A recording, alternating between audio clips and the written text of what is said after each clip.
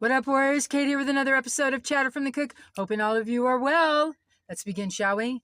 I recognize I'm sitting on stolen land. I'm ever so humble, grateful, and respectful of the words that come out of my mouth, unless I'm discussing the current state of affairs of Greenland.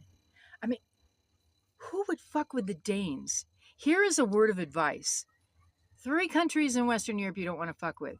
Ireland, Scotland, and Denmark. You're gonna have your hands full, dude. You're such a dumbass. Okay. And the steps that I take in this journey that I call life.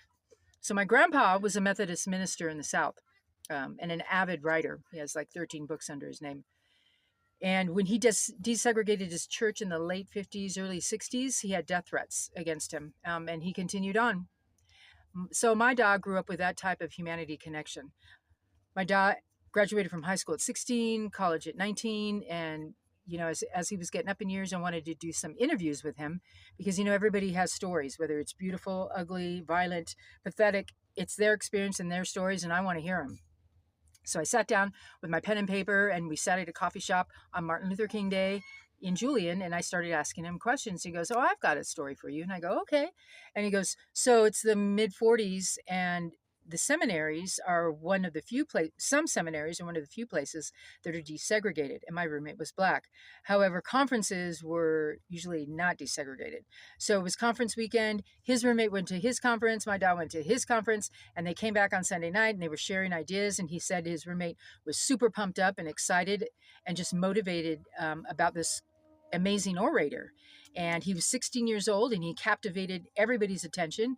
And he just said he knew he was destined to do great things. And his name was Martin Luther King. And I go, he was destined to do great things. And then our government killed him. And then my dad goes, "Yeah, that was a horrible day in history." My dad ended up reading Aldous Huxley while he was in the seminary. And he left the seminary and went to live in a commune in Southern California. I went, "Dad, you're such a beat." And he goes, "Yeah, I know." And he befriended Aldous Huxley, and they met on the weekends and chatted, about philosophical events, moments, ideas, etc. And then my dad started following Rinzai Zen monk Senzaki and became a Zen Buddhist. And that's where he met my mama. And we all know what happened from there. You can check out some of the other chatter from the cooks. But I used to grow up with green tea ceremonies. So, we went from an amazing seminary story of Martin Luther King to a fucking radical beat, Aldous Huxley, to a warrior Zen monk named Senzaki.